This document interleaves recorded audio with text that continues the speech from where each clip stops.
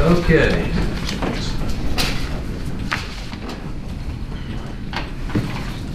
The meeting is now called to order. First on the agenda, we got the election of chairman. Would like to nominate Brian Shoemaker for chair. I'll second. Okay, got a motion and second. All in favor? Aye. Any opposed?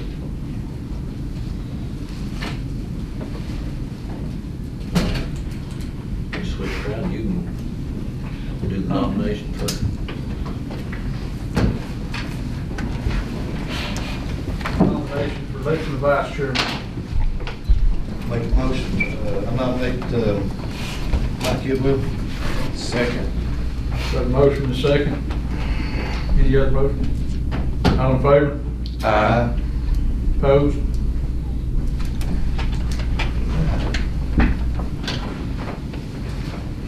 Establishment of time, date, place of regular meeting.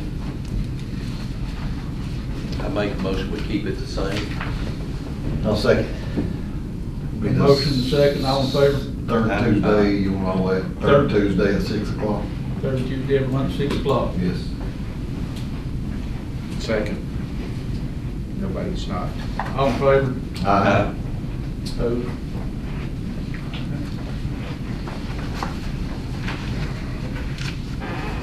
Rules and procedures. So, Mr. Chair, I'd like to ask to add a section on the agenda for board comment right after public expression. Don't know how the motion needs to go, but that's the real request. You talking about just moving reports and recommendations of the board, switching it around, moving it up behind public expression. Whatever everybody thinks best. It needs to be, we need to be able to address what's being addressed from the public, in my opinion. You can either add a board comment, or you can bring reports and recommendations up to that point. If we're gonna bring those up, you wanna bring all three of them up? Recommendations of the attorney as well as recommendations of the county administrator? Yeah, I have no problem with Fine with Just pick out a place you want to put it. that. Right after public expression. In the same order they are. I'm fine with that. Any way that you could just put a spot in there to address public expression? I mean, that's really what we're up to, isn't it? Yes, we can leave everything else the same if we would like, and add board comments there, and if nobody has any, you just keep rolling. It's 6 of one, half dozen of the other. Is that, you got that in form of a motion? I'll Yes. second that. Yes, sir. So we're just gonna add board comments. I think he said move them all three up there right behind that. the, They were on moving, just putting the board comment section after the public expression and leaving. Those three Leaving with the those in the red. back to address the final part of the meeting, I guess. Roger, you were saying. He they said if didn't we leave. didn't have anything Yeah, after public I- expression, we just kept following, he was kind of worded. That right? I'm good with either. well, sometimes we get late stuff in from the reports and recommendations of the administrator. Where would you rather have it? I'm at the board's will. I mean- I'm fine with where it is. If we move it, I'm okay with it. And you see what I'm Yes. referring to. Sometimes you get stuff after you send the agenda out. You get stuff in on Wednesday, Thursday, and Friday after the agenda's already sent out. And Yeah, I I'm have sure a you got laundry stuff list this tonight. month. Yeah. There was a lot of stuff coming after we sent the board packet out. Do you feel it needs to be brought up early while, when we actually have public here? Because most of the time we don't have them again, and they don't come back in after Something for that. closed Yeah, out. it probably would serve the public better to have it earlier. So why don't we just move them all up? The one thing that I would say about that is when you have delegations, if you have all of this stuff come up and you have a delegation and say they're from Lebanon or from somewhere where they have to travel, one of the things that we do try to do, or I try to do, is make sure we get those folks in here quicker. Yeah, all we got to do is just change them around. The chairman can do that. Okay. Just bring it to everybody's attention that, you know, we're gonna move this from here to there tonight. We got this delegation that needs to get home or Yeah. whatever. Or the cameraman needs to get to Pennington to film something, you never know. Yeah. Breaking news. Or Chris may have a cow out or something. He's down here and he needs to get down there, so. So what's the motion? I'm good either way. We can move them all up. I would like for the reports and recommendation of the board to be first, right after public expression. If we can do it that Yeah, way. this probably way, work. yeah, either way. Either way you want it. I'm fine with either way you want it. I'll second it either way you want it. It'll work. So just to be clear, we're gonna move L, M, and N up, but make N first, and then L, and then M, right? That's what Reports and recommendations of the board, county attorney, and administrator. So Okay. All right. I second that. Got a motion and a second, all in favor? Opposed?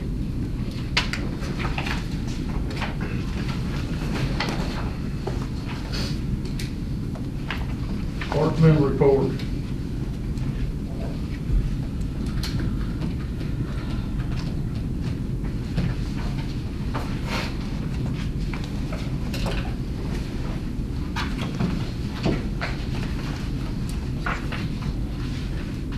You got anything on those?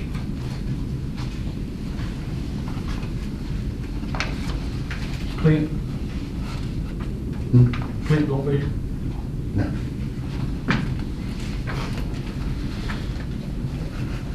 Treasurer's report.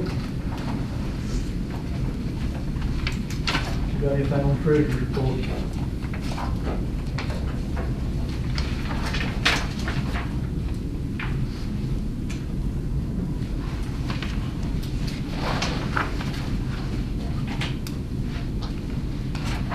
Public expression.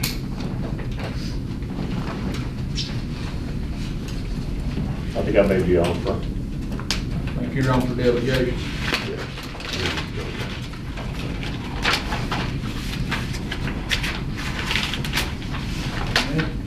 Moving on to approval of minutes. Make a motion to approve. Second. Mr. Wright, was that correction made? It was. Okay. Got a motion and a second, all in favor? All opposed? Payroll, county administrator reports that payroll warrants have been issued. Make a motion to pay the bills. Second. Motion and second, all in favor? All opposed? Approval of disbursement.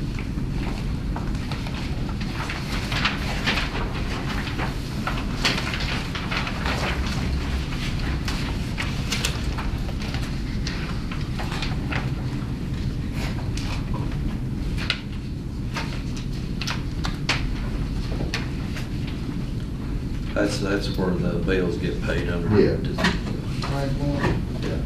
All right, on delegation. Prorated tax, Mr. Jones.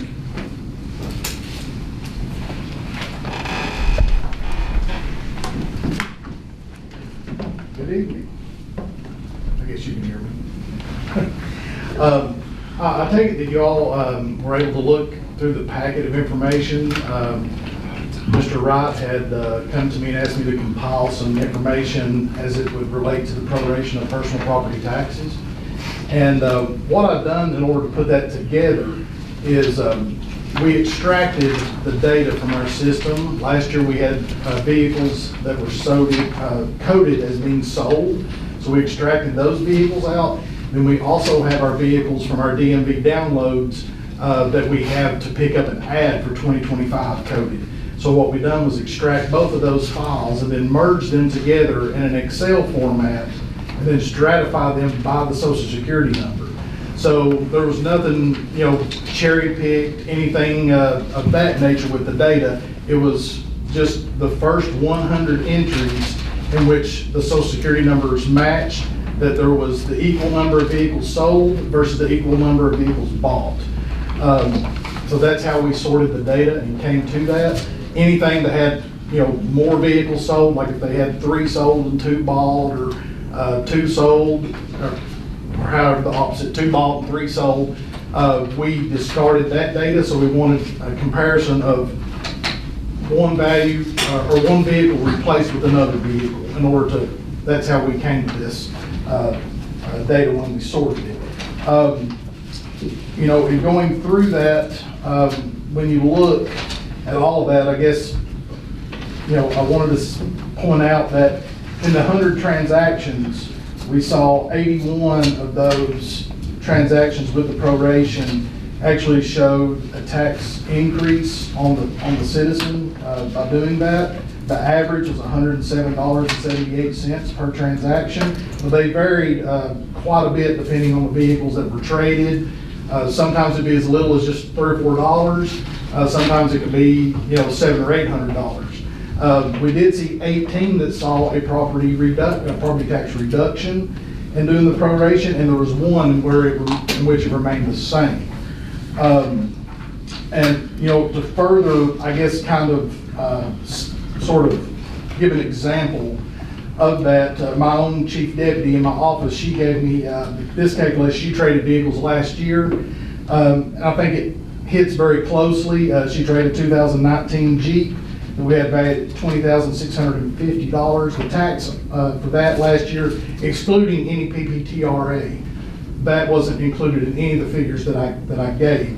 That was $402.68. If it had been prorated, the tax would have been $234.92 for the 7 months that she owned it. The 2022 Jeep, in which she replaced it with, had an assessed value of $32,850. For the 5 months that it would have been prorated, would have been $266.90. So for the full year, with the prorated tax bill, it would have been $501.82. The full year on paying on the older vehicle was $402.68, which was a difference of $99.14. Like I said, that's just one instance, but I felt like that did somewhat support the average of the 100 data entries that we were able to extract, being in the same ballpark. There are some good points to proration. I kind of alluded to those. There's pros and cons to it. The pros would be increased revenue, and it could be perceived as fair. You could actually pay on what you have for the time you had it. However, the cons would be, it would be more labor intensive. We would probably need at least one additional person in order to do this, because rather than doing periodic downloads in an annual file, we would have to download essentially from the DMV on at least a weekly basis. If not daily, at least weekly, to work those up. We would, our software that we're working with, I joke that it kind of looks like the Oregon Trail. If y'all ever played that when you were a kid in elementary school, it's still the green screens. It's an older system. It works. It's a workhorse, but it's not always the most user-friendly. So that's something that I'm not sure how that would work out.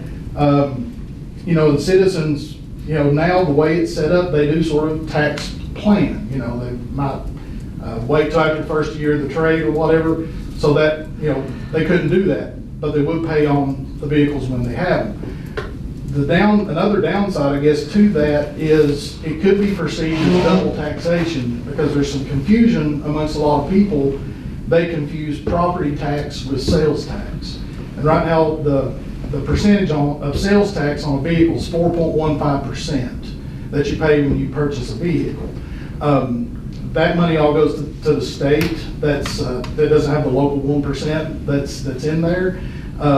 So, for instance, and I just jotted down, say you purchase a $20,000 vehicle, the sales tax on that's $830. If you were to prorate, let's say you purchased that in June.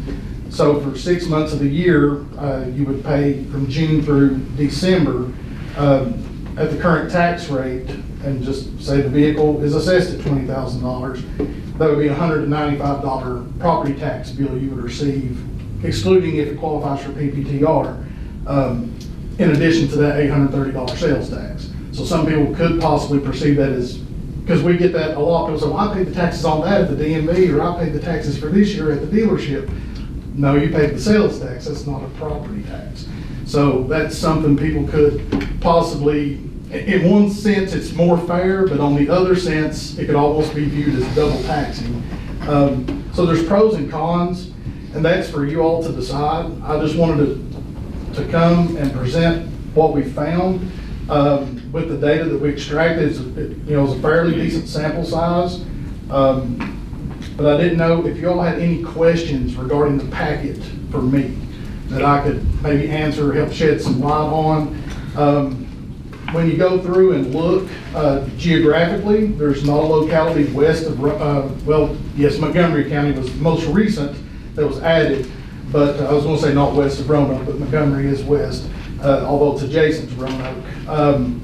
But there's nobody west of Montgomery County that prorates, and in the map that I provided in your packet, you can see that generally proration occurs around population centers. You'll see Roanoke and sort of the localities that it touches, around Charlottesville, Richmond, Northern Virginia, and again around Norfolk, Chesapeake, that area, Virginia Beach. When you get into more rural areas, it's not as common. However, there are a few that do that. So, a lot of it is driven by population. The more transactions, it justifies doing it. Where our population, around 23,000, that's something else to look at. It's not quite as common. What do you mean by justifying in bigger populations? Well, typically more people, you'd have more vehicle transactions, and that would increase the revenue that would surpass what it would cost to administer the program. Are you going to be able to keep these people busy? Yeah, oh yeah. Yeah, I'm hopeful that we can do one. I actually talked to two people on the phone today of similar size, Powhatan County and Dinwiddie County. They both are in the upper 20s, been commissioners for a long time. One of them went to proration in 2008. The other one was in 2013. So it's not super current, but it's not like it was 100 years ago either. And each one of them have more employees than we have. One has 7 plus the commissioner, one has 6 plus the commissioner. Currently, we have 4 plus me, makes 5. And we run the GIS out of our office that none of those offices do, and one of those offices don't even handle real estate.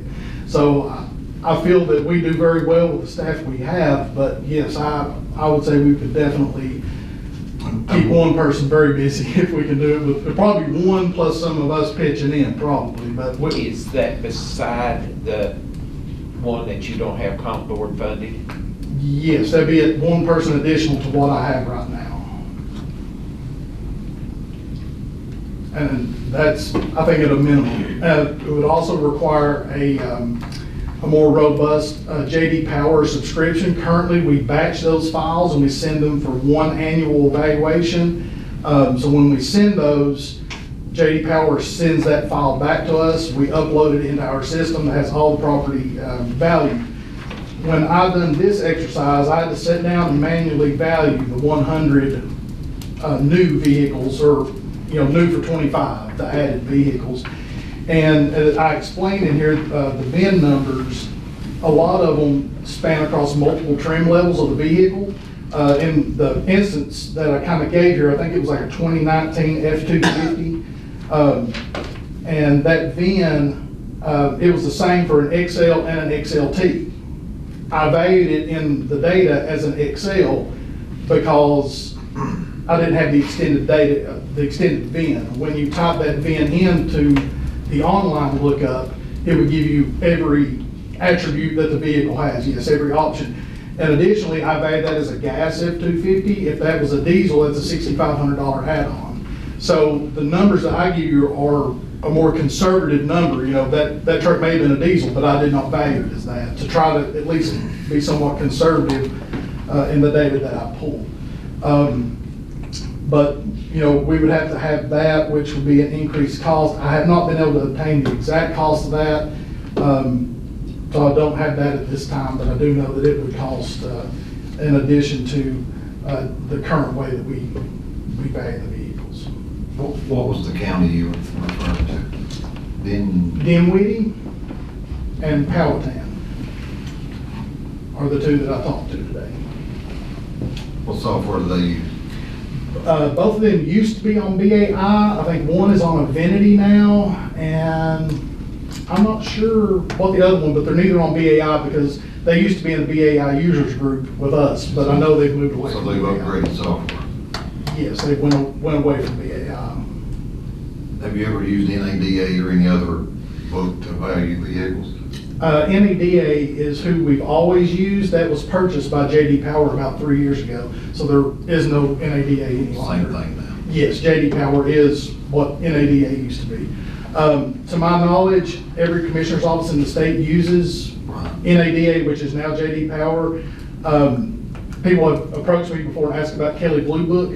To my knowledge, they don't offer the batch upload option to be able to value vehicles like that. And from a uniformity standpoint, if we all use the same service, it kind of helps from locality to locality from a uniformity standpoint. But they're on a different software, Dinwiddie. Dinwiddie and Powhatan, yes. Yeah, they're on a different software that they use to import the data and to put it in. So one of the reasons that I brought this up, and I've been wanting to bring it up, is vehicle I sold January the 6th of this year. Right now, the way it says, I had 6 days for this year, but I owe a year in taxes on. How was that a tax increase? You said tax increase would be caused by prorating. Well, I said that there was 18 out of that 100 that showed a decrease. In your scenario, if you did not replace that vehicle, you would have been one of those in the 18. Sure. So if it causes revenue, more revenue, could we not lower the rate? That's up to you all, yes. I'd love to. Yeah, And yeah. I think most of Lee County would Well, love to. other options would be you could maybe do away with a license fee. You know, that may be something to consider. You know, there's a lot of different ways you could look at that with the perceived increased revenue, but you're also going to have increased cost and input to get there as well. And wait, Yeah, that's what I'm talking, yeah, the input, the labor. I just think it's a fair tax. Right, yeah, and like I said, it can definitely be perceived as more fair, but in the scenario that, let's say you bought it, and irregardless of the date, I've sold one, I think the 14th or 17th day of January myself, back in 2014, paid about a $450 tax bill on it. The last one I bought the end of January, and I got a full year, you know, it cuts both ways. So, You either get it in the front end or on the end. right, yeah, so it, you know, it averages out in a lot of ways, but. you Is know, there any way you can project a revenue? Like you're saying it's gonna increase revenue? Yeah, based on this data set that we ran, Right, yes. so we gotta take the set tax rates here within the next few months. Well, I mean, it would be impossible for me to do that because I spent a week going through by hand valuing these 100 vehicles. You know, I don't have that kind of time, frankly, to do it this year. It may be something that in comparison, you know, knowing you need values from one year to the next, or you could always pay JD Power to, I guess, to maybe an additional fee to value those, but, you know, How about boats, trailers, mobile homes, all that good stuff? mobile homes are only allowable to be prorated on a quarterly basis. They're not prorated every 2 weeks like vehicles are. Dinwiddie, when I talked to them, they had started out doing everything and said the mobile homes was an absolute nightmare, that she went to her board and had that done away with, but they do prorate the other. Boats, trailers, what about business, trucks and trailers? No, not, I mean, that's, they back up, when you talk about business, are you talking about business equipment, or are you talking I'm talking about? about business, personal property, tractor and trailer. Is that considered machine and tool, or is that If business, it's personal property? tagged, yeah, it'd be their business personal property, yeah. And that can be prorated as well. Yes, anything that would be tagged with it should be able to be prorated. Anything that's filed under 762A, which would be It's your machine your M&T, yes. Yep. M&T inventory that cannot be prorated. Okay. What's it gonna cost software? That I don't know, it would take more research to do, I've not went down that Oh, path. that's one other. Even with BAI, it's not just they flip a switch and it's on, they would have to configure our current software to be able to do that. There's also various codes that you have to use, because now, like we had the S's coded as vehicles sold in '24. The ones we added for 2025 was coded as a 5, so we need to add them this year. When you're doing that, on a weekly basis, you have to actually code, when the tax bill goes out, we would have to code everything. Essentially, the first 2 weeks of February did it come in or out, the second 2 weeks of February did it go in or out. First 2 weeks of March in or out. Might be a dumb question.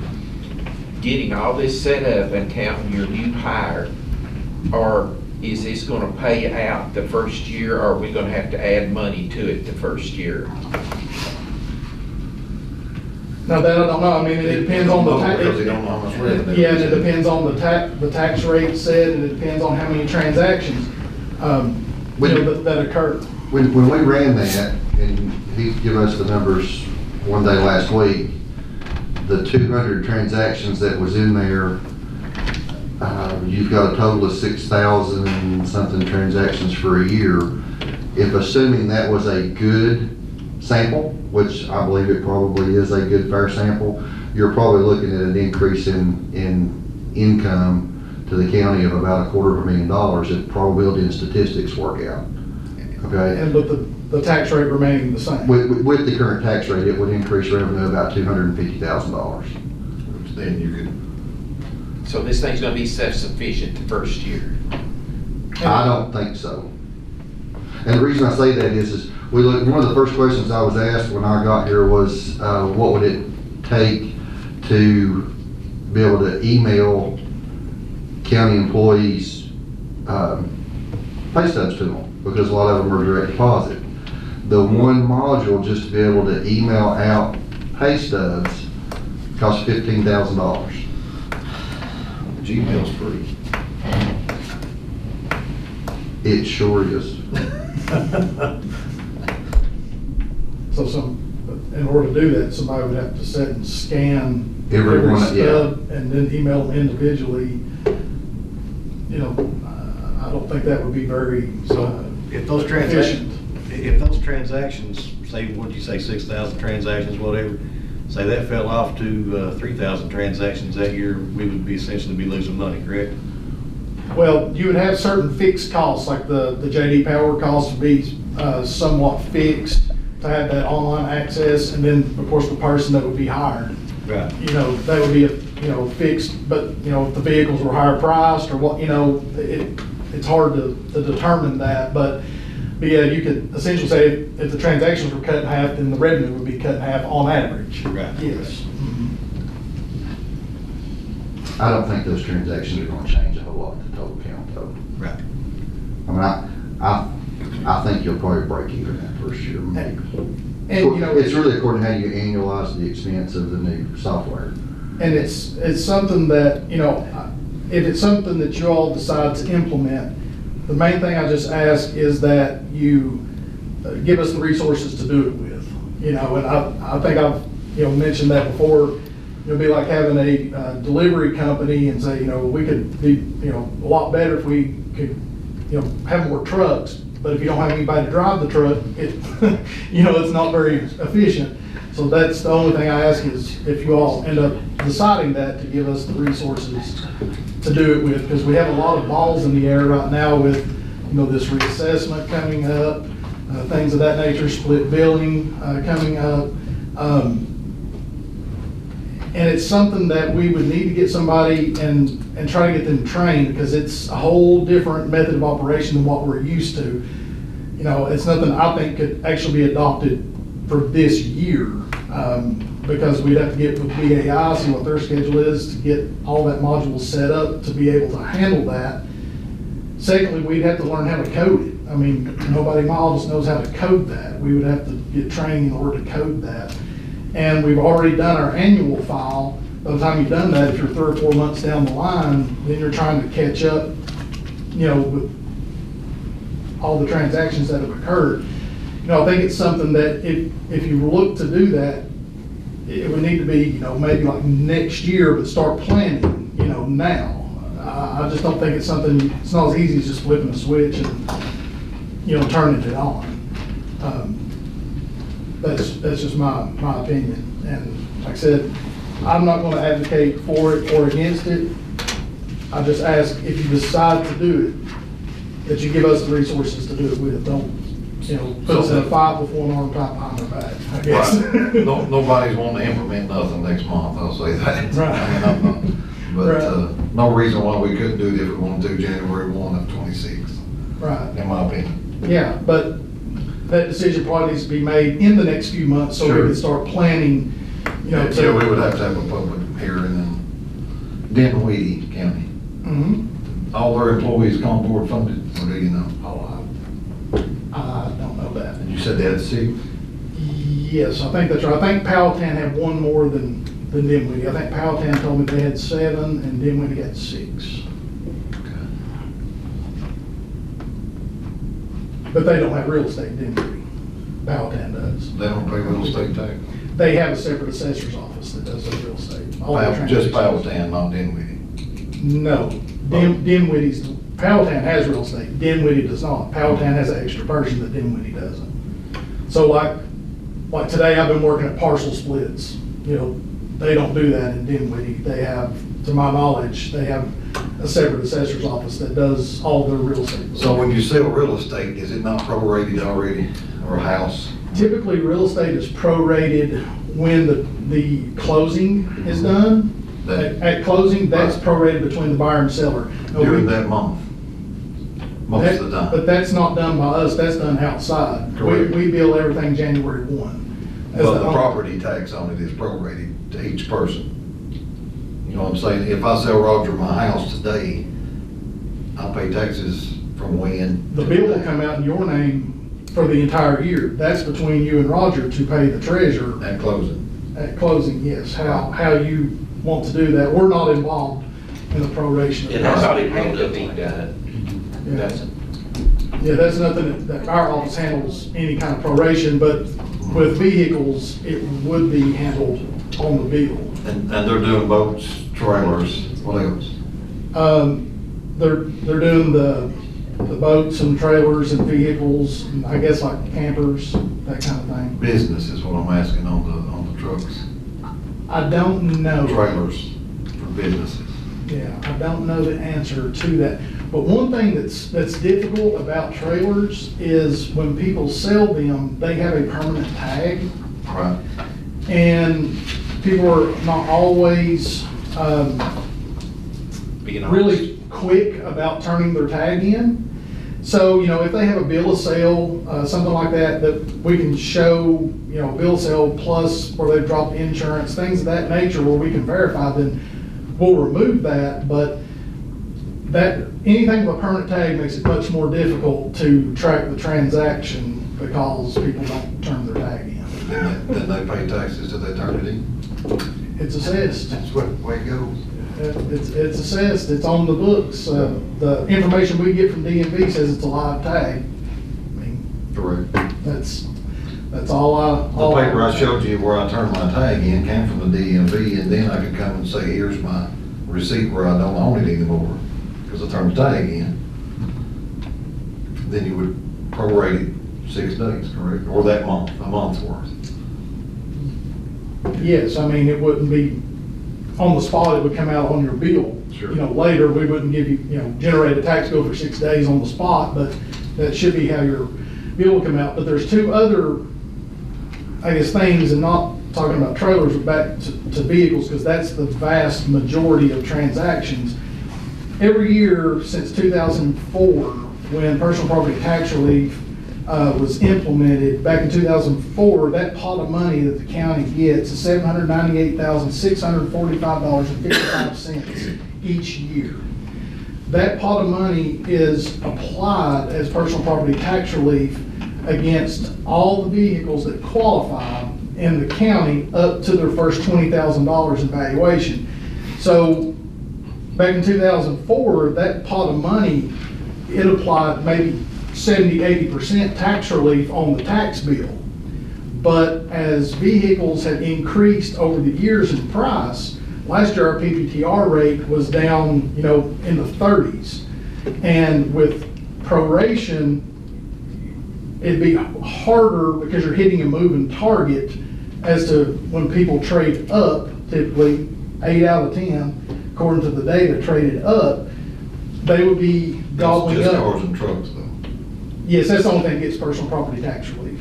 Yeah, trailers, anything else doesn't, Yeah. they do not get that. And it has to be vehicles, passenger vehicles, a gross weight, 10,000 pound and under. So anything like a ton, F-350, anything like that, or if it's used in the course of a business. If it's used over 50% business use, it doesn't qualify for PPTR.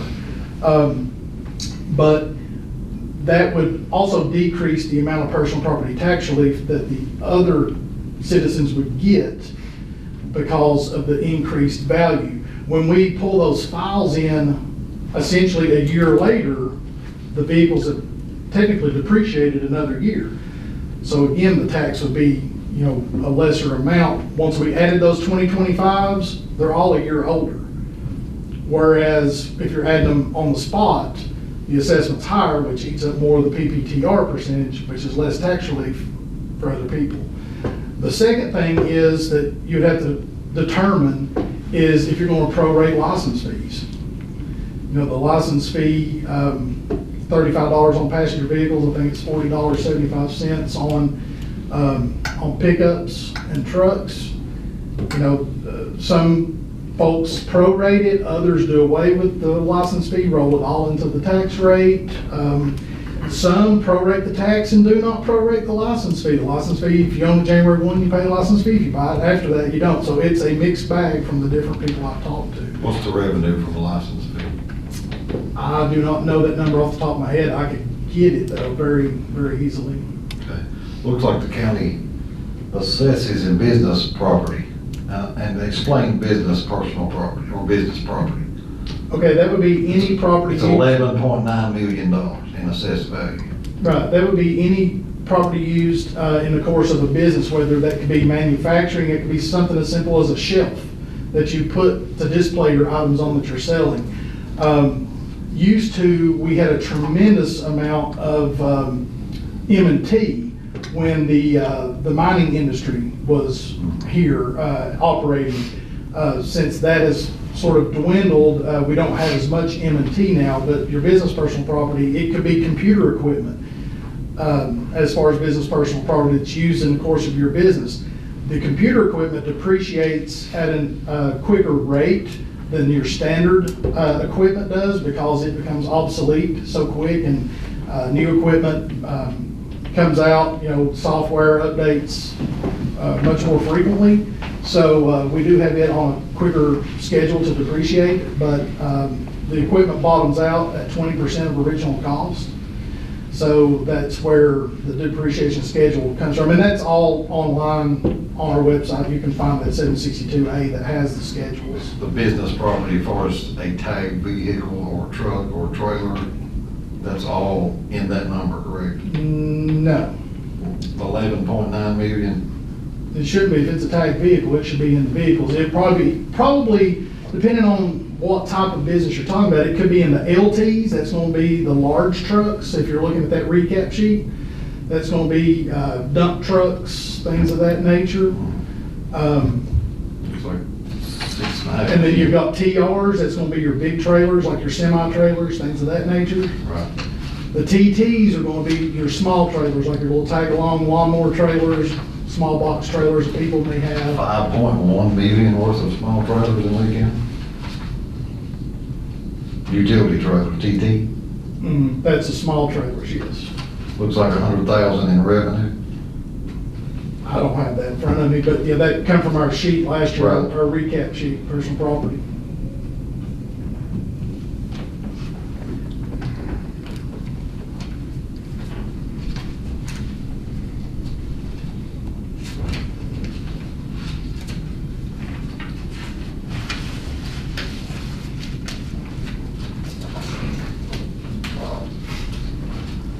Anybody else have any other questions concerning?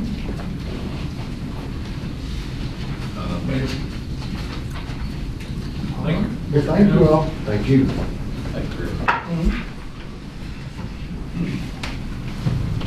Next, we got the old pension airport, Mark. Nicholas.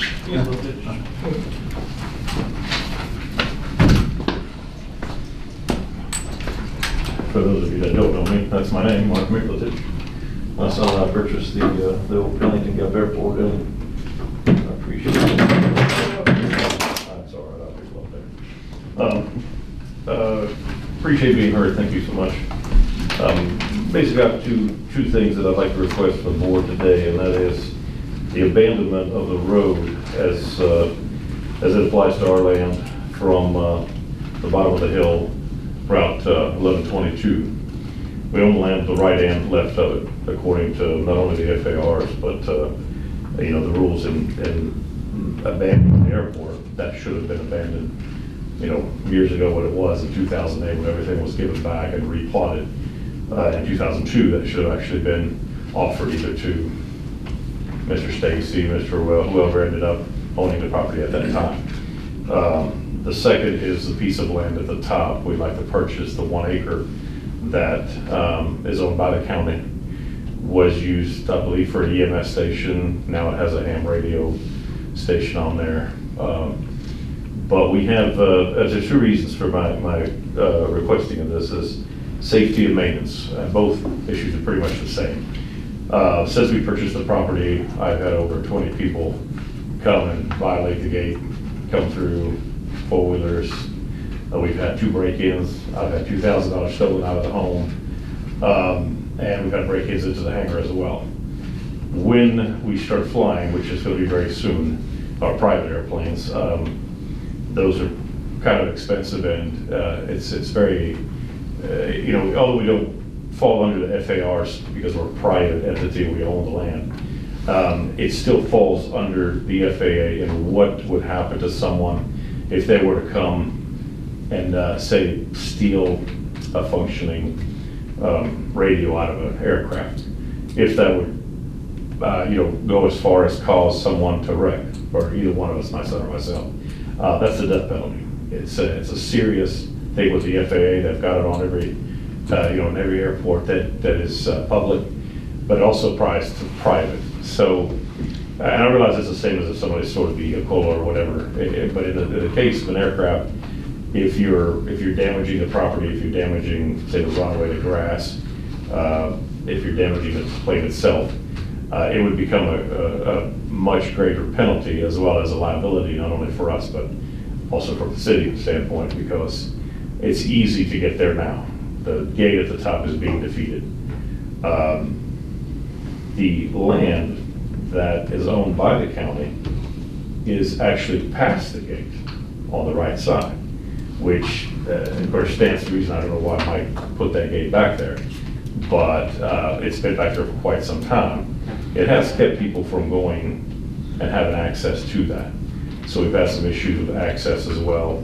I know the ham radio guys came up the other day and they started taking care of the building a little bit. We ended up making a deal with them where we're helping them out with that, cutting the trees around it. I also have 16 mowings on the property.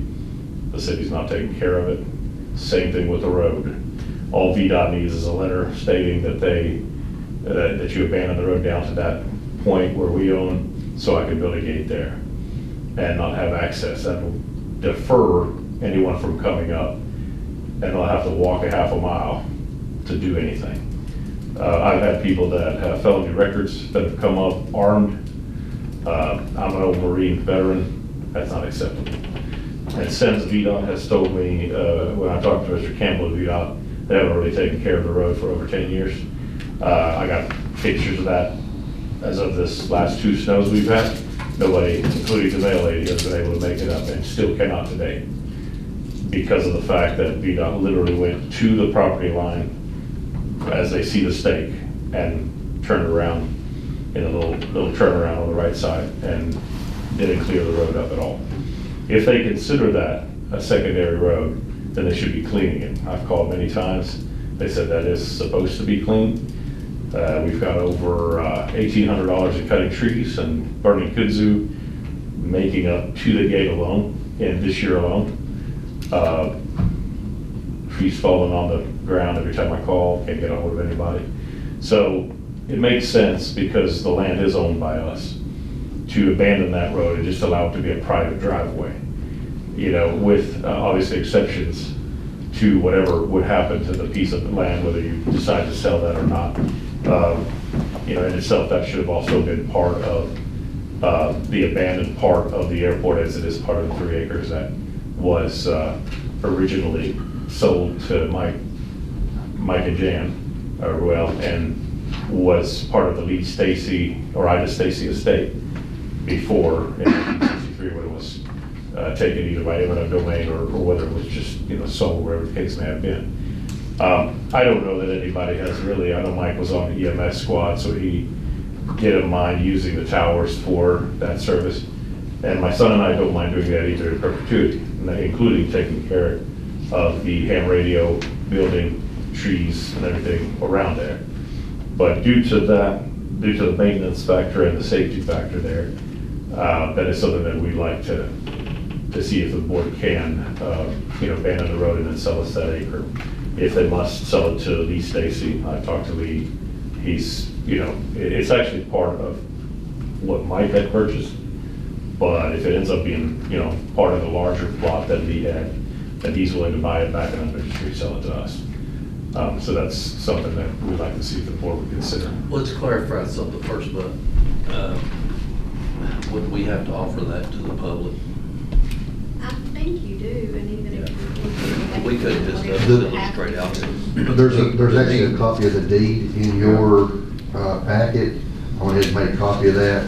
In the deed, it basically states that if we do want to sell it, we'd have to vote for it to be surplus property, so we'd have to actually have a public hearing about it.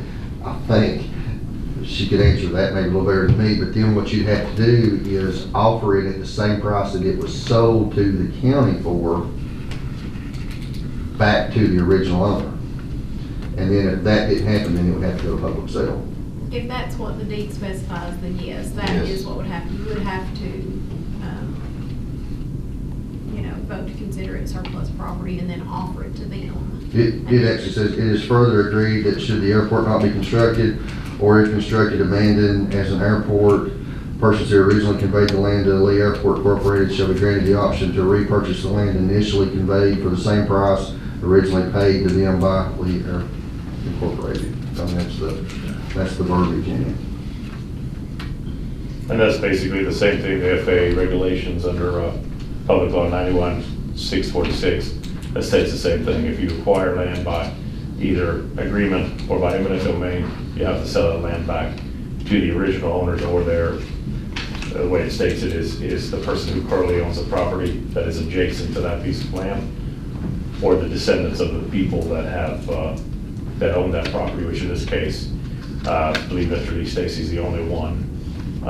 But since the land was actually sold to Mike as a 3-acre plot, I think, and I'll have to actually research to see, because apparently the 522 deed is missing, there's only 523, which shows it's a 3-acre plot. If that's the case, somebody sold that 3-acre plot when Mr. Well decided to buy the different plots to make it a private airport again. With the exception of the Shelton estate, he bought everything that he needed. And I guess due to the fact that there was a EMS building, 2 of them actually, on that property, then somehow it was annexed and basically shows not for sale. Not quite sure how that happened or the logistics of it, but it should probably go back with the 3 acres, whether it be to Lee, Stacy, or to us, as we own the 2 other acres that it's actually adjacent to. Now, do you have an access gate up there now? I'm sorry, sir? You have an access gate up there now? Yeah, there's been an access gate up there for many years. I actually bid on the property when Mike bought it at first, and even Mr. Stacy did. The access gate has been there well over the 7-year limit where you would say that this now has to stay here legally. The bad thing is that the county land is actually past that gate on the right. So in order for the county to get access, they made a deal, I guess, with Mike to have a key or whatever the case may have been. But I understood they never took care of it then either. We mow it, we cut the trees down on it. There's a few little areas, as well as the, the little tower that's there for the ham operators that it's being used for now.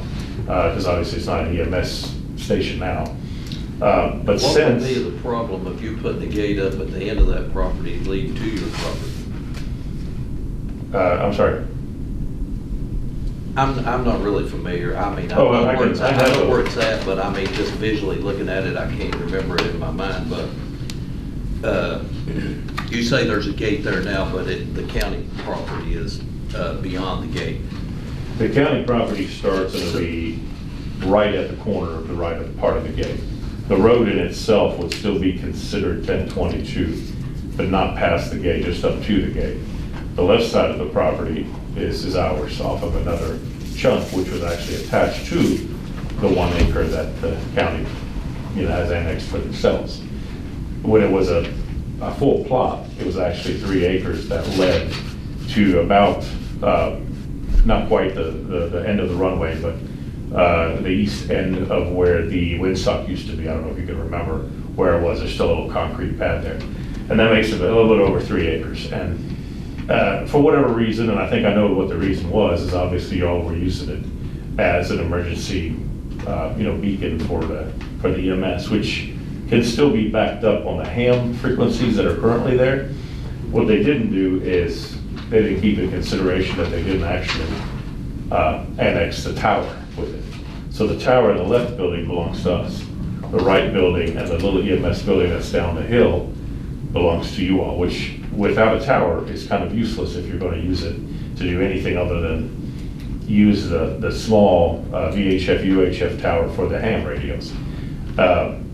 Because the ham club there's so many people still involved in it, myself included, that's something that we would, and we've told them this, we would literally take on the burden of taking care of that in perpetuity, paying the electric, and keeping the building, even so much as to keep the equipment that's in there, that's current equipment that's working, in order for that to be used as a backup emergency for the EMS system. Because I do see where that could become useful for, for anybody who would need to use it. Like for instance, the issue we had with North Carolina, they only had the ham towers to actually talk through. And that would have been, something like that happened here, you would still need that repeater in order to be able to, get police, EMS, everybody that's need fire out to your respective areas. I guess my question, what I was leading to, is it possible for you to put a gate of your own and to where, I guess beyond where the gate is now, or where? No, because the land, the way that it's made with the kudzu at the bottom, that's kind of a natural barrier. Where nobody can go, even with a four-wheeler, up that steep of an embankment. The moment you reach the gate, it's totally flat. We're already removing the fence line. That's still considered the grass runway. So you would literally be on the runway if we remove that gate moving forward without some kind of a barrier there. Since we're removing the fence that's currently there, which is just chain link, it's not really going to keep anybody out. They can just jump the chain link fence. How far are you wanting to put a gate past the last house on that road? That's exactly right. The gate, You want is to we be own down right to there there. about the last house. Right, right. And it's a little bit further, and the reason is VDOT asked us to give them a turnaround. They said, can our vehicles turn around? So, but I actually taken a picture of them turning around in that exact turnaround, where they pushed the snow up to a certain point, but then went on up into our turnaround there and turned around, and it works fine. So we're gonna put the gate past that turnaround, so that both the mail people can deliver packages, put them in an already made, large gate box, without getting out of the car, or without getting into the driveways of the folks that own the property to the left of us, Mike and Thompson, I believe it is. Because that was kind of an issue with VDOT was, you know, do we have a turnaround where we can turn our machines around there, salt only up to that point, and then get out of there? And there is already, that's already ready. All I have to do is just put some gravel there and some concrete, and we literally, you know, it would be easy to take care of. Since they don't take care of it, the amount of trees, you know, if you look at, or even go up there if you can, you look at the amount of trees that have just fallen on the guardrails. We've had to cut that all year long. And I had a tree fall all the way across the other day. I'm disabled, I can't wield a chainsaw. And calling VDOT is like calling a local dentist. You might get an appointment 6 months later. So I do have a gentleman that worked for me that can take care of that salted. You know, we would be responsible for paving it, obviously. So the burden on the city would be, or the county would be nothing because they don't do anything now with it.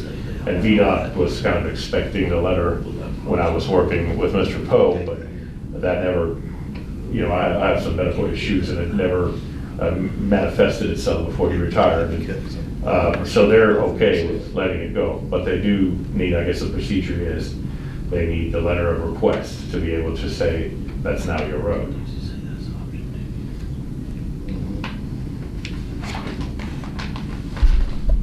Anybody any more questions?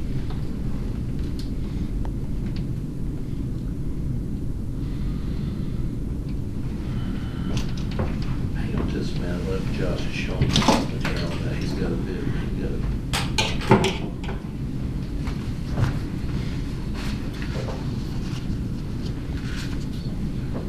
Yes, it does, yeah, the mortgage does. So that could be another option to do that. That's the way I read it.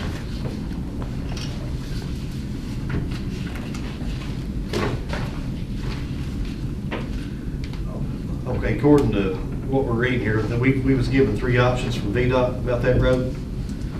One is abandonment, the other one is installing an access gate. And the way it reads here, VDOT maintained roads are generally supposed to remain open at all times to the public for access. In some rare instances, VDOT allows an access gate to be installed on roads we maintain that sole serve the purpose of accessing a recreational facility for safety and security reasons under a land use permit. This is typically done only as part of a recreational access road. That's where we've gone a little too far, didn't go far enough, did he? That's not a ballpark or anything. Well, The did, installing, I'm sorry. Okay, go ahead. I'm sorry. The installing a gate, they don't really think is an option. Okay, I mean, Yeah. if you look at that last, that doesn't fall within their guidelines. So really, the only option you've got is leave it as is or just abandon it. You know, I'm going to assume, and I didn't talk to Mr. Mons about this in specifics, but I'm assuming that what they're looking at doing is closing the road past the turnaround. If you was going to abandon it, you would abandon it past your turnaround. That's right, exactly. That was my understanding of kind of what the Because they options need were. that to be able to turn. Yeah. They haven't even really salted up to that point. Right I mean, there. you can tell their trucks Yeah, went when you- in and turned around. When you come up your driveway there, you've got a post right there. on I've the got a right post, side. but here's the thing with the post. That is the 40-foot easement for 6 acres we bought to the left side. And Mac and Linda, they think it's theirs, and I'm gonna leave them thinking it's theirs because where they've made it a kind of a nice little area for them to walk up there and enjoy it. We're not gonna put a road there anytime, so Is that where you want to put I don't the want to gate? tell them where, no, the gate is actually going to be up, and I can, let me just show you a picture because it would be a lot easier to explain. And you said you're willing to. There is a sell- little section that, as you can see here, this is where VDOT just ended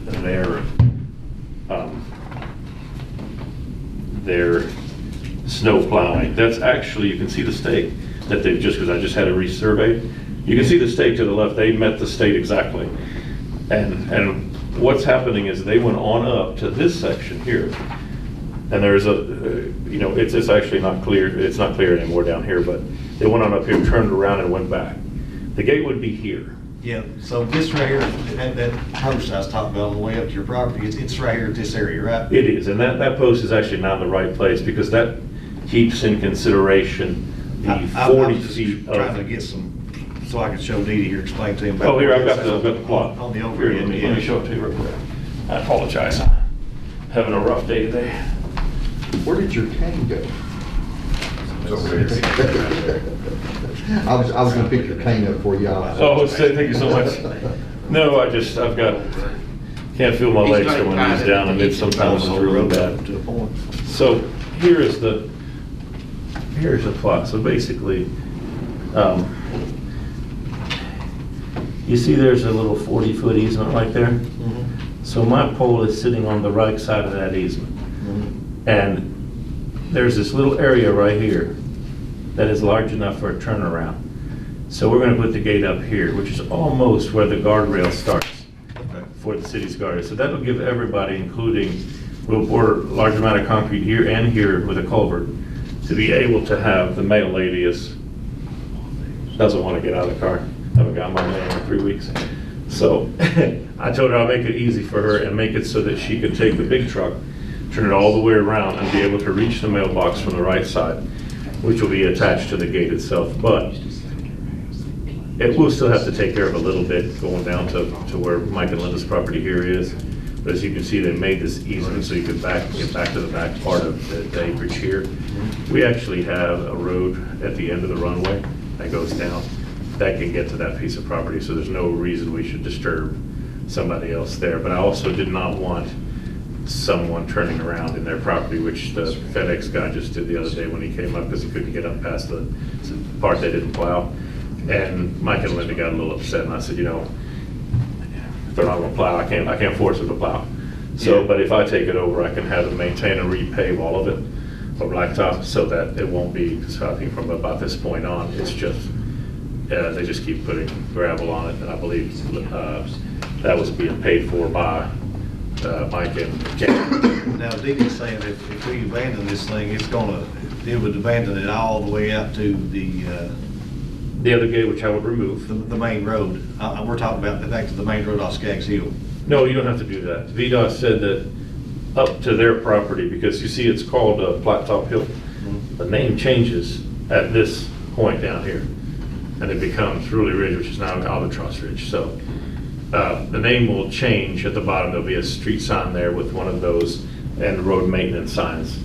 And as long as VDOT has a turnaround, they will maintain it to the gate. And so now there was a second option given to us, which I believe I passed that by Mr. Poe. If you choose not to want to sell 1 acre over there and make it a park, which I have no problem with that, you could put a gate, and the only authority I need to put a gate there at that point is the sheriff and the police department, that is open from 7 to 3 and closed every other time. In other words, someone could come up, but they would actually have to get past the other gate and utilize that property. And for reasons, I think, of basically, if anybody stole something and they went up to see the park, then the city would be liable for what's missing. And with aircrafts there, I don't think that's something that would be very wise as far as, the liability of doing that. Unless you all had a plan that you wanted to, do something with it. Matter of fact, I'll kill 2 birds with 1 stone here, I'm sorry. Sorry, but, and that was the only other way that they were going to allow us to say, well, you can keep a gate there. We won't build it, you will, but you can't shut it and then open it up at 7 o'clock every day and then keep it closed on the weekends or whatever, which would, with the cameras we already currently have on the property, it would lessen our liability if someone's coming up and doing something, even if it was just for hunting purposes or whatever the case may be. But like I said, the city would be involved in a park or having something there, and I don't think that's up to you all, but I don't think you really have any interest there since you can't put an EMS tower back. And that's not to say that we would not be willing to get, obviously the ham radio folks and the city would have to have an RFID card to be able to get up with police, fire, and EMS. They would all have their own access code cards to be able to go right through the first gate at the bottom with nobody else. And that way, when you see it, you'll see who it was that actually accessed the property. And that for us would be, or for me especially, would be a great help. Because I can't even sometimes get out and open the other gate. So, but, you know, and there is obviously maintenance costs involved in the property right now. I mean, I pay hangar rent. I figured, why not charge you for the mowing? But we haven't, because I think that if I don't keep it up with the snakes and all the stuff that's out on the property, it's eventually gonna be this tall, and it's gonna kind of cause an encumbrance to all of us.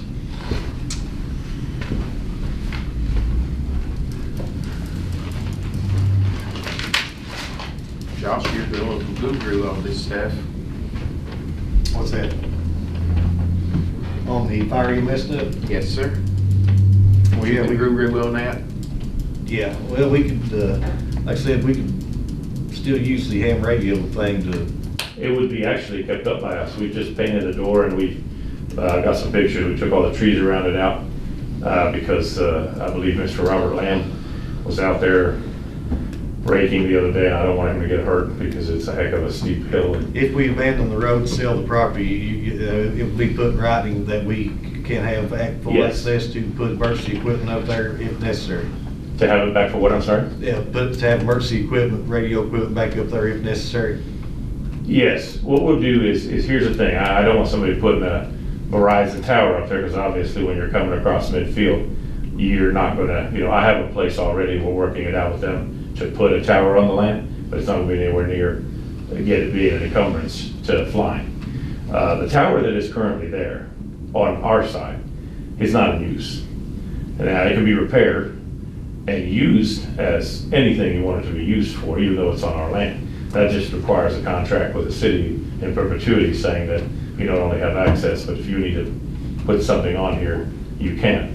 Robert Lamb would know more about how you all use the, I'm just a, Now, if you put a phone tower up there, now the county still maintains the right to any new phone tower going up in the county, we can hang radio equipment on it as well, so. right, you are allowed to put your radio equipment on it, Yeah. exactly. So And that, have that I think you option. may be aware of that before, so. Yeah. Which is why I say, we would like to work with you all. Yeah. The thing is for us is the safety and the maintenance. I Right. mean, I burned, and I must have spent $500 on just burning, spraying kudzu last year. The trees that fell down, cutting them up, one fell down right before Thanksgiving, I couldn't even get out of the property. And I got stuck with my Prius at the bottom for 2 hours the other night while a VDOT truck passed me right by, didn't even salt it. Now, I called the next day and they had it salted, but they salted it up to this point, and that's it. If it's gonna be that way, then I don't understand why they won't let, I've got the means, why not allow us to take care of it? And then whatever you all decide that you wanna put in there to feel like if you needed something, do that. So we'll take the top gate out and just give you access to the bottom gate. And then since it will be logged who goes in and out, I don't have to worry about anybody professional, stealing anything from us or damaging airplanes. Right. You don't mention All that sounds fair to me. I mean, it's, what I seen up there was a bluff off the, right in front of the buildings and the chain link fence that goes straight off the mountain, right? Straight down. It's just a As a matter of bluff, fact, that's all it is. the plot shows only 2 buildings, you have 3. Yeah, That's why they thought that the tower and the building that had all the aviation radios was actually yours. It wasn't. There is a chain link fence in between the 2. So I was looking for the third one. It's actually on down the hill. I guess it used to be the old EMS, and I think there's liquor bottles in there or something. I'm pretty sure it's pretty abandoned, but yeah. the ham radio tower is, pretty well taken care of. We've just cleaned the tower itself of all the ivy and everything and cut all the trees back so it can't hurt the building. And the equipment, I do not know who owns it, but I think it's being maintained by Robert Land. And it can be used for emergency services immediately because it's that repeater is up. So the question, I guess, if we decide to sell this property, it goes back to the person on the deed. If they don't buy it, then we gotta have a. Well, and really, that would be either us or you could sell it to Lee Stacy, which he had the original 3 acres, but we had the other 2. We So can't, because it was purchased, we can't sell it that way. Once you offer it back to the original owner, if the original owner doesn't purchase it, then it has to be sold at the highest bidder. that's true, yes. Yeah. And then we've talked to Lee Stacy. He doesn't have any problem with us purchasing it. And then according to the FAA, you can either sell it to the old owners, which actually was Mike Ruel, and now we own that section, or the adjacent property that the rest of the land is owned by. So that's the 2 things. That's a VDOT rule, that's not a county asset rule. He The said- way it works, if we own a piece of property, we have to offer it at auction to the highest bidder. That's right. Yeah. But I guess what I'm saying is, at this point, and I'll do some more research, at this point, I thought it was the Lee Stacy estate. But because Mike Ruel bought that 3 acres and then decided to annex the 1 acre off of it in 2008, it was already owned by someone else and never offered back to Lee. So when I talked to Lee, he said, they can offer it back to me, and I'll buy it, and I'll just resell it to you. Or you can just buy it from them. What do you think? I mean, without looking at it anymore, I think we have to go with what the deed itself says. But I don't have anything in front of me. I don't know anything else than that. I can give you it. The deeds, you have your packet with you?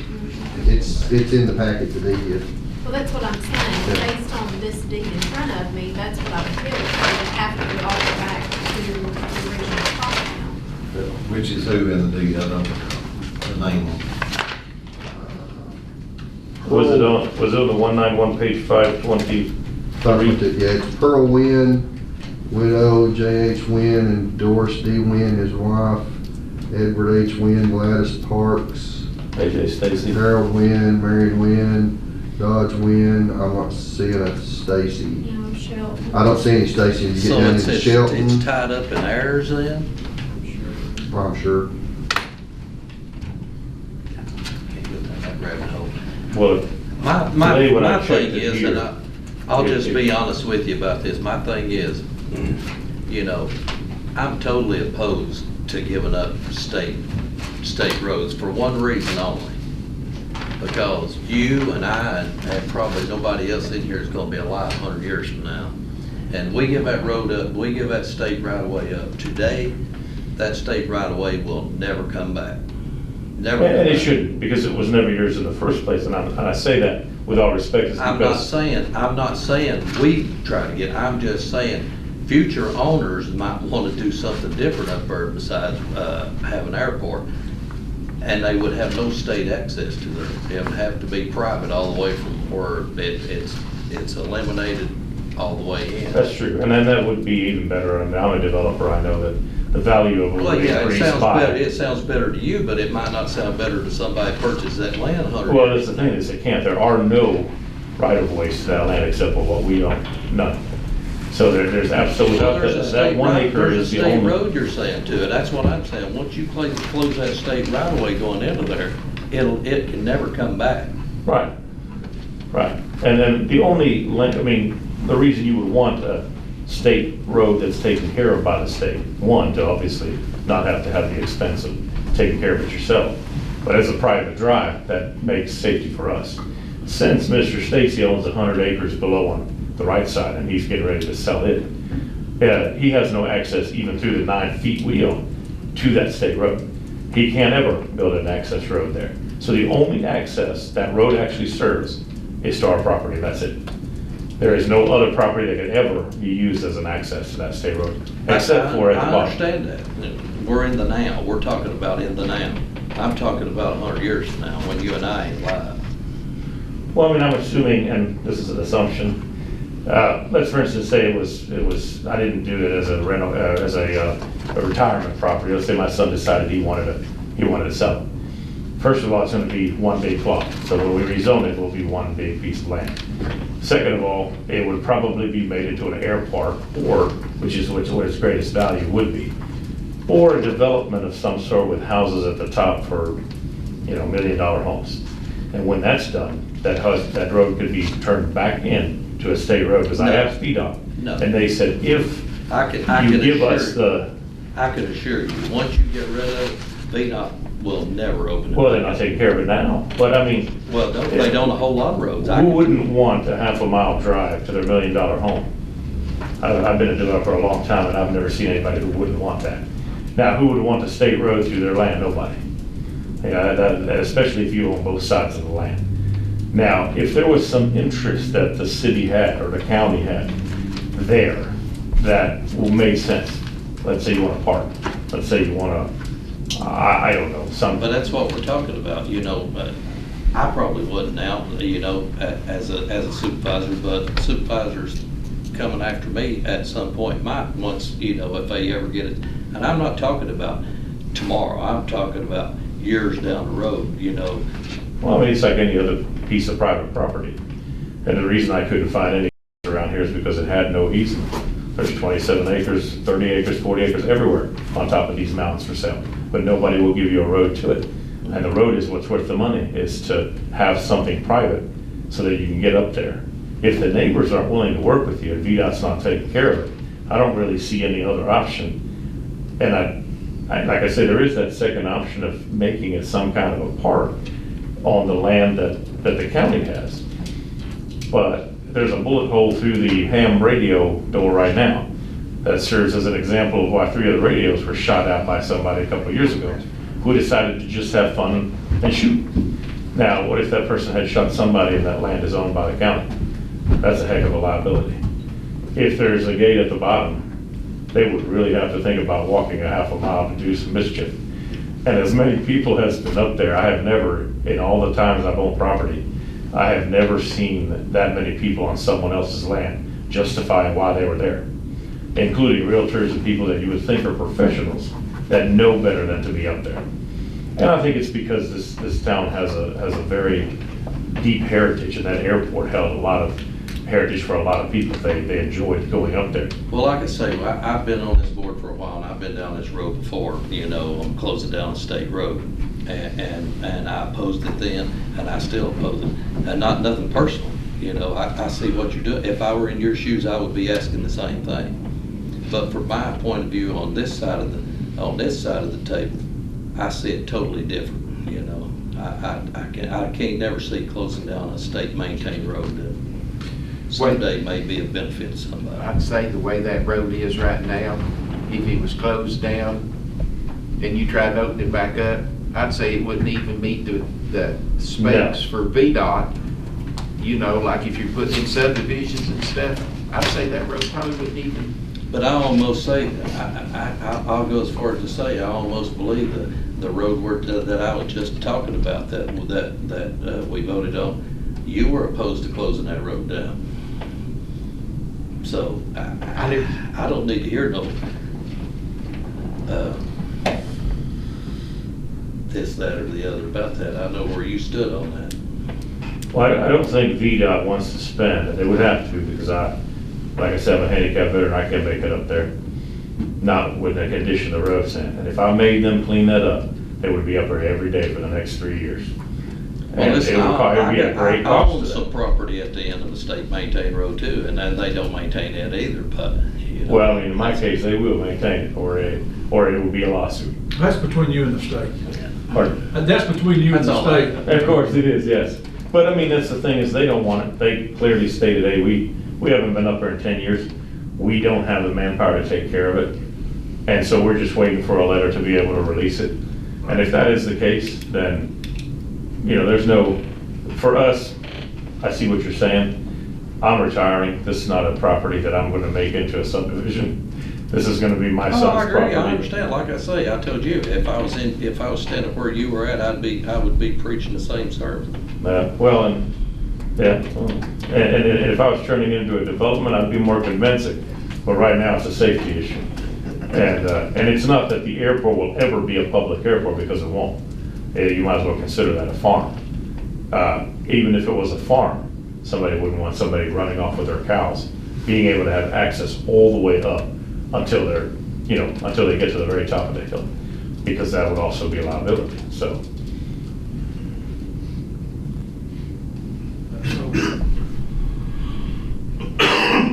We can't vote to do anything as far as abandoning it without a public hearing, correct? So we either decide to have a public hearing, install an access gate, which would require a public hearing, because that would be abandoned, or leave as is. So, what's the pleasure of the board?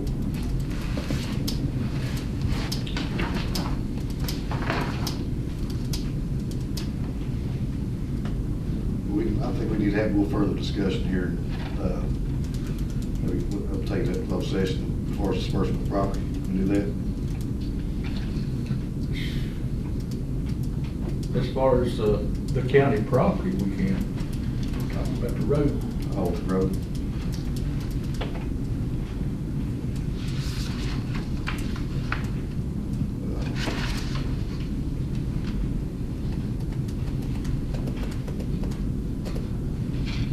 I mean, it's up to you. I've already expressed my opinion. I'm against closing a public, a state right of way. You just don't know how our community over there, wanted to keep that little road open. Well, we're talking about the airport road. Yeah, So, that's a different But I'm problem. just saying, we can see where DD's coming from. Yeah. But like I say, that's just my opinion on state maintained road. But- Was there one thing that you said in there that VDOT would let you put the gate up and leave the road as it is? No. No. No, it would be, if, Well, they Well, I say said put the gate up, I opening mean, at 7 for o'clock or first. something. for safety purposes, there were really two options. One, you put a limited gate up, which is from 7 to 3, it's open. The rest of the time, it's not. There would have to be something for that, for someone to have a reason to come up. Right now, your 1 acre past the gate, other gate, is not accessible, and it won't be accessible. And now, since the gate's been there more than 7 years, legally, I don't have to open it. So why would I allow someone, which they're walking through anyway, right? The gate is just a little post that keep cars out. But there's always people on the land, hunting mushrooms and other things that are not supposed to be on there. But they said, well, if you had a reason for someone to be up there like a park, then you could have a limited access to that area. And I'm assuming if it was a park, then, maybe they would actually take care of the road. But that would require us to go into greater liability in opening up the field, which is going to be used as a landing area, to people that could walk right onto a runway, which no matter whether it's private or public, is illegal.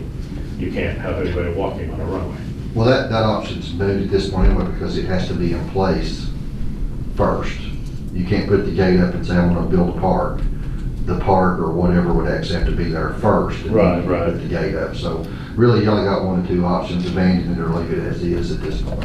And I mean, if I don't really care about the road, I know, I know Mr. Leonard, there are probably things I do, I don't really care about the road. No, I understand But where if you're the coming land from. is sold, there is no turnaround up there anyway. Right now, they sort of dug a turnaround up with the fact that the male folks come up.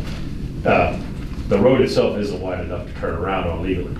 So if I put posts both sides, no one comes up there and turns around anyway. They have to back up, which would not be good for mail or anything else, Amazon, whatever the case may be, any kind of delivery.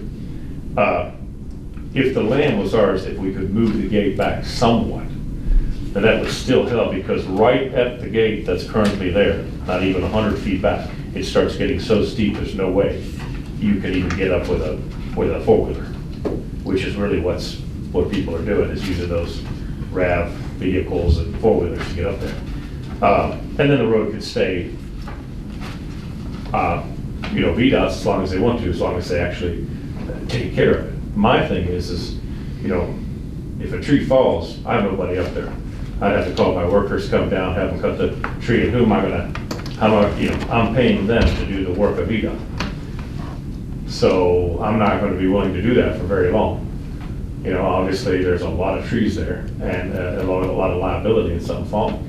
There's also a lot of gravel, and I'm sure that gravel's not cheap. So since they didn't pave it all the way up, then that's something they would have to take care of. But I do believe that if the land, where it starts getting flat, if you sold that 1 acre, I could leave the gate that's currently there, maybe move it back a few feet to where there's no danger, you know, do a big enough gate to where I have maybe barbed wire on the top, where it doesn't allow people to walk through, or even walk up the hill because it's too steep. So there's that option as well.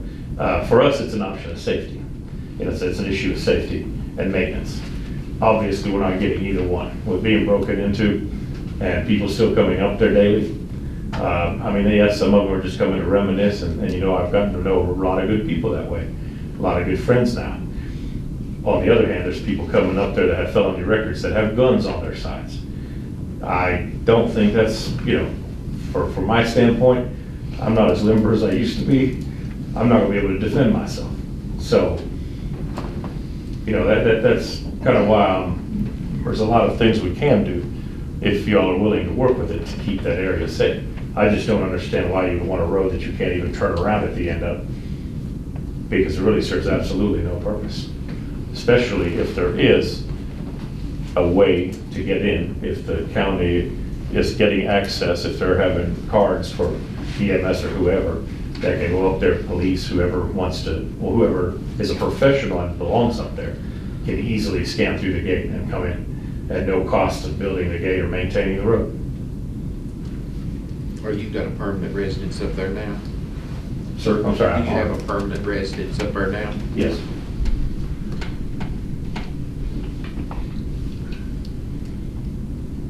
Do we want to vote on this? Or what's y'all's poison? You've got one request, want to go in closed session and discuss it, and sale of county property, is that correct? Yeah, I think we need to decide what we're gonna do with the property before we decide what we wanna do with the road. I think that's the issue, yeah. That's, it's gonna be the issue out there. So take everything into consideration. We'll get closer here in a little bit.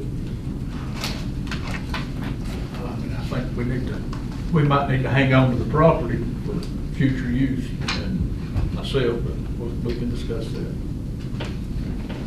We need to work with him too also. I mean, I know we gotta try to figure out something for him. I really need to drive up there and look at that again, like I say, you know, it's been a while since I've been up there, but I would like to come up there again and look at it over just to get a better,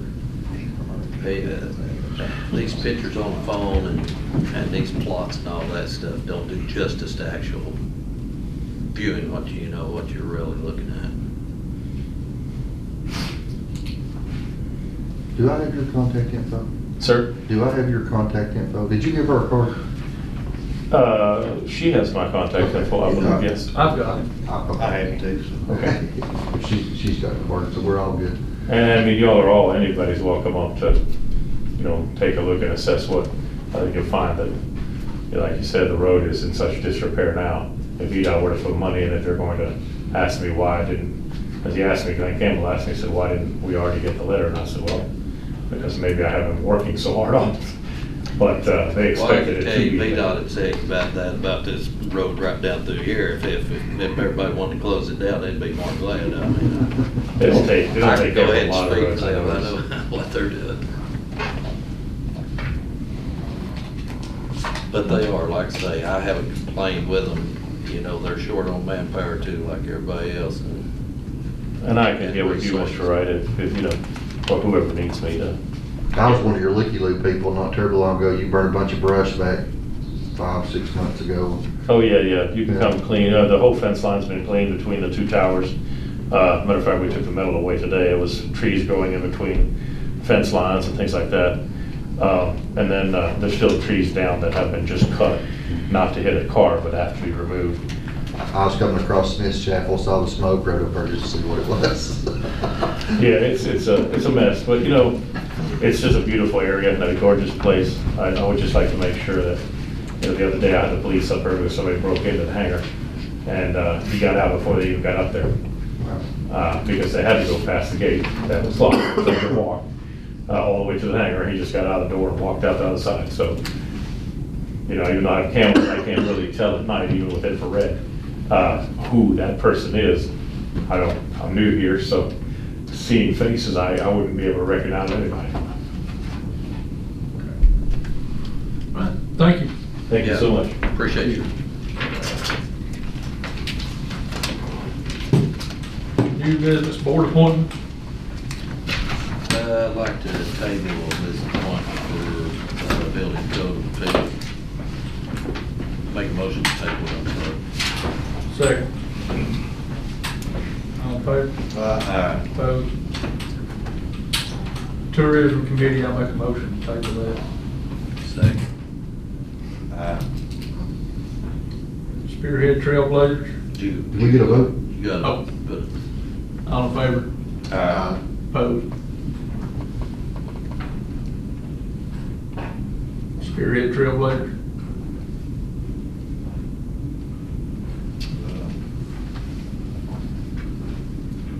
Who is that? What's?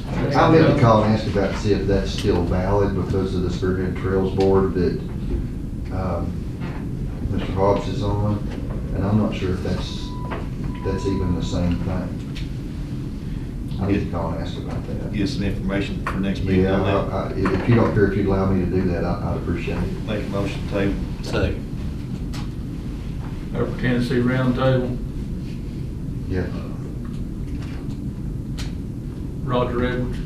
we got a Spearhead Trails Blazers motion in a second. All those in favor? All those in favor? Aye. Opposed? All right. We was tabling it, I just. Upper Tennessee River Roundtable. I'll make Roger Edwards. I'll second that. All in favor? Aye. Opposed? 11 months, 12, 13 months, how long we got there? I have the contact info. Okay. Talk about Rogers. It's already in the office. Roger. Yeah. Roger Elton. Okay. Edwards. Edwards. Edwards. Oh, Ed. Roger Edwards, I'm sorry, I Yeah. thought you said Elton. I'm sorry. No, he turned it down, I think. Yeah. Okay, I'm sorry. Got something. Yeah. Let's see, replacement dumpster bottoms. What about Darrell Cody? Well, that's next That's time, right? February. That wasn't my fault, was it? On the appointment for the planning commission in mind, I have talked to somebody about that. She's not got back with me on that because the gentleman did send in a resignation. Okay, yeah, I knew about that. So we'll get that on your packet for next time. I mean, if I've got somebody in mind, I can just. if Let she- me know, and if she, I'll move forward. If she takes it.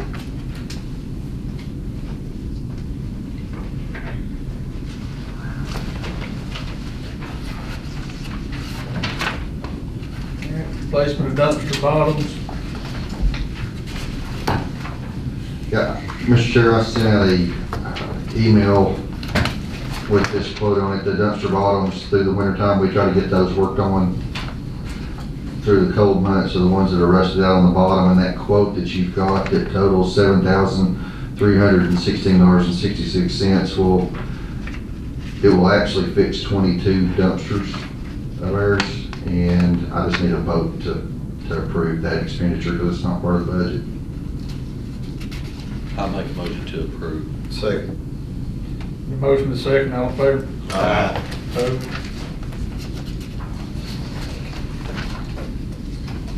Sales tax petition. Yeah, Mr. Chair, in the packet, I enclosed a copy of the sales tax petition that was requested several months ago. Actually, it was during budget season to put that together. Mr. Kidwell wanted to talk about that to see if if we wanted to take some action. I know that Mr. Cope is here, the treasurer, and you had volunteered to maybe put that in your office. Is that correct? And we can put it in our office, and I talked to the clerk, Ms. Laney, and she said that it would be okay to put it in her office too, according to what you all would like to do.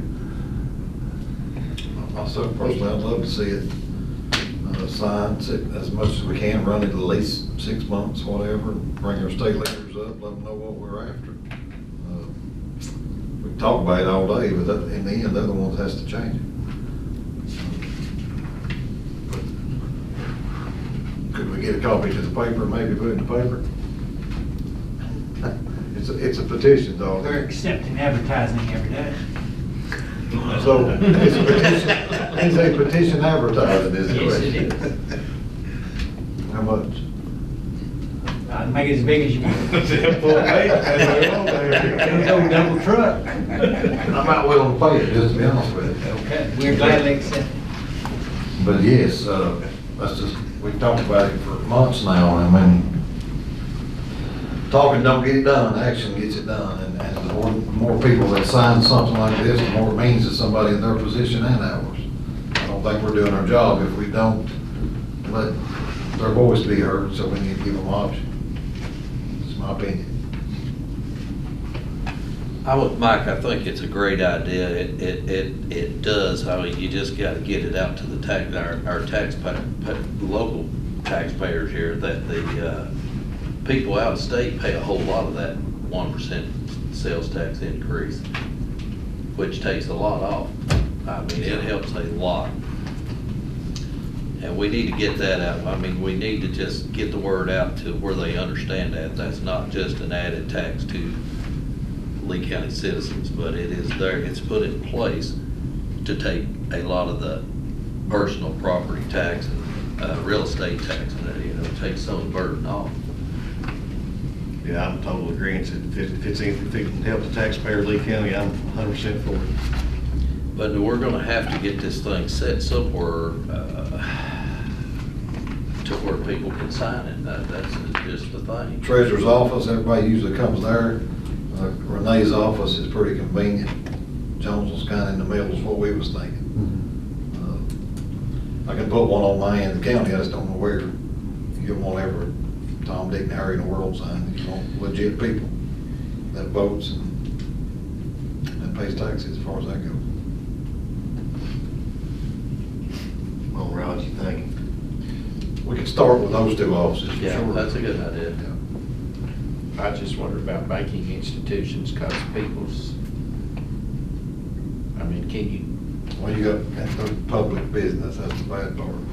Some of them might, some of them might not want it, you know how that goes. I think we start here and see how it goes. I think that's a good idea. Sure. in the in the office? We just need a motion to go ahead. I'll make a motion to approve the petition. I'll second it. Let me, go ahead. I'm sorry. So we got a motion to approve the petition as written, and a second. All in favor? Opposed? Could we vote to run in the paper? That would help get the word out. I don't know how much it costs. An informational ad Yes. at the, Yes. my kid will. Yeah, I I'll think- pay half, how's that? Full page, front page, Mr. Newspaper Man. I'll pay half. So, I'm sure he'd make sure it was in the obviously, recap of the meeting. obviously, we can put it on the Facebook Website. page and all that stuff. I'm fine with that. I make a motion that we run an ad and I'll second. For what dollar amount? I mean, you can run an ad, I can just run the ad, I've got discretionary. Okay, I can spend that up so works. much, so I guess I could do that. Just a consensus deal. Yeah, do you want a quarter, you want a half, you want a eighth? How much you break those down? Quarter page, it runs you $200. Sounds good to me. It's gonna be on the front page anyways, we hope. The story will be on the front. Exactly. Exactly. So a quarter page? You wanna make a motion to a quarter page, Ed? Yeah. yes. Got a motion to a quarter page. Second. All in favor? Opposed? I guess since we're all so close in here, you'll make it really snazzy and outlined and eye-catching.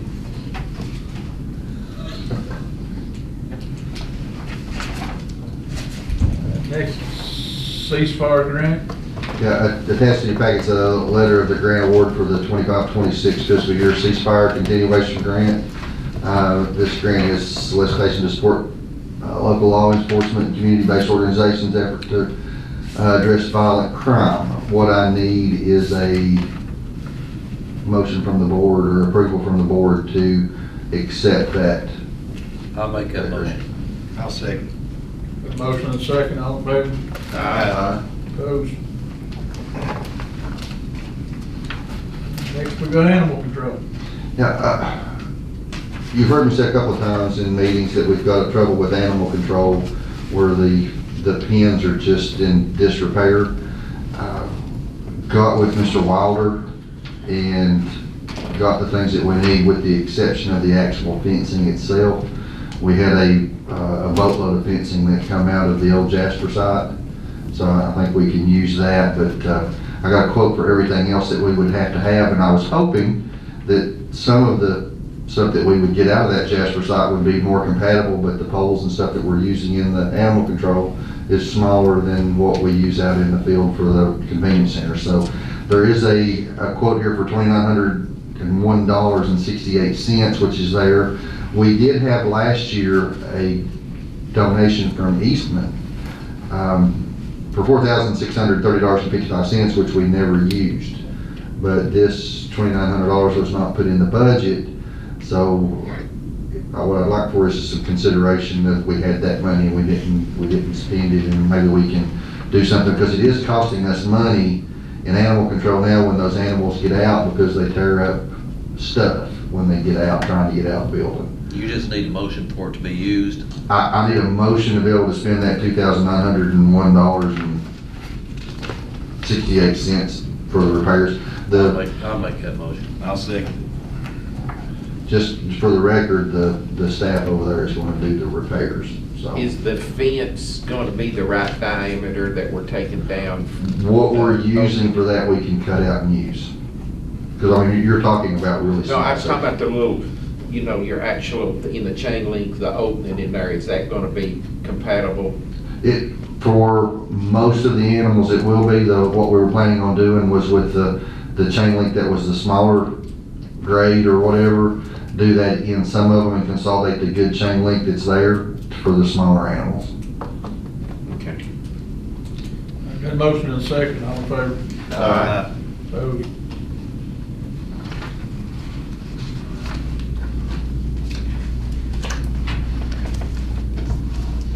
You need a motion on this training for the, Yes,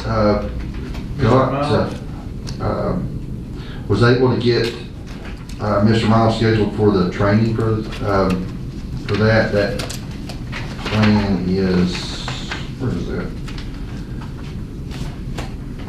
I'm looking for it and I can't find it anywhere, but there was training for animal control for Mr. Miles to go through the required training that is going to take place middle of March to the 1st of April. It's multiple classes. The classes cost $1,200. The big expense for that is going to be the board, you know, for him to stay up there where that's at. And I just need a motion to allow me to spend that money. I don't know exactly how much that'll be, because I don't know how much the rooms are going to cost at this point. But we do need to send him to that, because we get a year to get him trained, and we're pushing that year. Make a motion to approve the training. Second. got a motion and a second, all in favor? Aye. All opposed?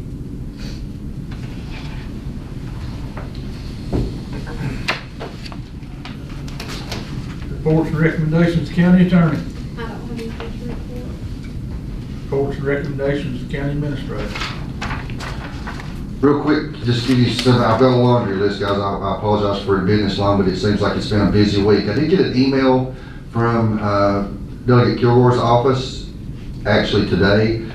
He and Senator Payne had a meeting with the Director Dotson of the regional jail, and they are assured me that a lot of inmates will be transferred in the next couple of weeks, so we'll see how that goes, but we do appreciate those representatives looking out for our best interest as they were trying to work to help us with the regional jail issue.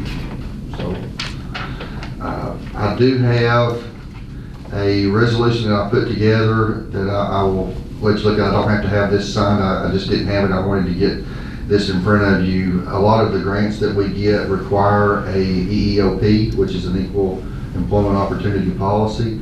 The county has always followed what the federal guidelines are for all that, but we actually don't have a policy stated for ourselves that I can find anywhere.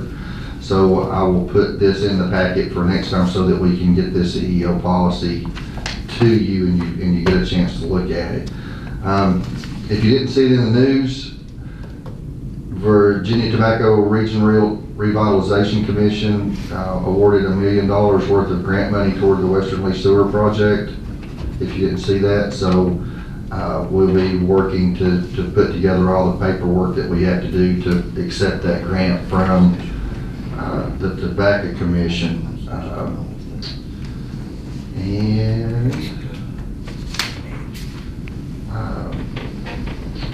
I don't know if you've seen this either, but received information from the VDOT staff on the Smart Scale prioritization schedule. They've been in here 2 or 3 times talking about this. The 2 plans that we had that we were putting together was the Powell Mountain extension, going up the mountain. That did not score at all, and the project to widen the road at the hospital at the mini mall to put a turn lane in there, that scored a little bit, but neither one of those projects scored well enough to fit in to get funding for the next year. So we'll have to continue those projects on for the future. Let's see. I did send out a filler for you all on this. Leslie Litton, the EDA director, requested that this board approve $25,000 of the EDA funds as a local match for the Tobacco Region Opportunity Fund for Project Maggie. This is at the 50% match from them, and in that would actually give that project, with us matching the $25,000 of funds that actually is sitting in the EDA account, would give that project a boost of $127,000, assuming that they do meet the requirements. So I do need a motion or approval, a formal approval to use $25,000 EDA funds for a match grant for that. I make a motion to approve $25,000. Got a motion, got a second? Second. Motion second, all in favor? Opposed? I have an agreement here that I just need permission to sign. This is from Robinson Farmer Cox and Associates PLLC. They do our major audit. We have 2 things that we do in an audit here. One of the things that they did offer us this year, which has been offered before, is a 3-year agreement, which would save the county about 2 or 3% of an increase each year. To sign that agreement to put them under contract to do our audits. And that they do our main audit. There's another company that does our pre-audit, but this is the company that actually does the whole audit and gives us the final reports to send to the state. So I would like permission to be able to sign this to put us under contract with Robinson Farmer Cox and Associates. Motion to approve. Got a motion, I second. all in favor? Opposed?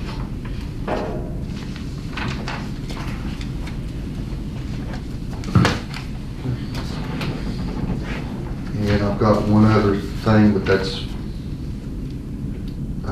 county funds, so you already want to go into closed session for that anyway, so I do have one thing for closed session. Reports and recommendations of the board. I don't have anything to report, just a question. Did we not vote to sell the property across the street over here, the old school over there and all that? We did, and I received the plots today. Yes, they, and I don't know what the delay was, but they actually give me the plots. I didn't have time to put anything together. They were dropped off to me today. That's all right. We got an update on the assessment. We are close. We were within, I think, 4,000 cards of having everything here. The last conversation that I had with those folks is they said they would have everything to us on all the parcels by the end of this week and have all of their pictures and everything in by the end of the month. So I do have an invoice here that was in the board packet for them. We said the board requested not to pay that until they were completely through. But I'm expecting to maybe have that by the end of the month. I'd say that's when they ought to be able to expect their check. Yeah, I wouldn't do anything with this until they got through. That's all I have. I just want to say I look forward to going through another year here. I know we're getting close up on our, doing our budgeting and all this stuff. Had a little rough last year, probably gonna be rough this year, but we got a good group of people here and feel like we get through it all right. Like to, hopefully we can work really well with the school board, and I'll invite every one of them out to, all 5 of them, like to have a meeting with them to work out through this budget cycle and everything like that. Hopefully work out pretty good. Met with all the members of the school board last year with the exception of one. Hopefully this year that one can attend one of our meetings. Mr. Bennett? Well, I can't say this, I look forward to it. I look forward to getting it done. But I will say, I have one thing, Robbie and I apologize to Robbie today because I got cut short on the whole call with Scott County Telephone. AT&T is fixing to do an upgrade on all 6 of the MBOs that we have. And at first they thought we were gonna have to the county was gonna be probably out the money because Scott County wouldn't have made all that money for equipment that it was gonna take. But as I understand today, through conversation with them, if I heard correctly, they're not gonna need all that new equipment. It's just basically just up the speed of the fiber where they're already at. So that's a good thing. And it's gonna expand those towers a little bit, make them a little stronger and reach out just a little further probably. And definitely with the first responders, it'll be a big help for, all those ones that have AT&T FirstNet especially. Be huge. And they're very willing to just keep working with us as they have, partnering with us on public safety. And that's a big issue for Scott County Telephone too, is really doing everything they can for public safety. And I hats off to them for some of the comments they made today on, how much they do appreciate public safety. That's all I got.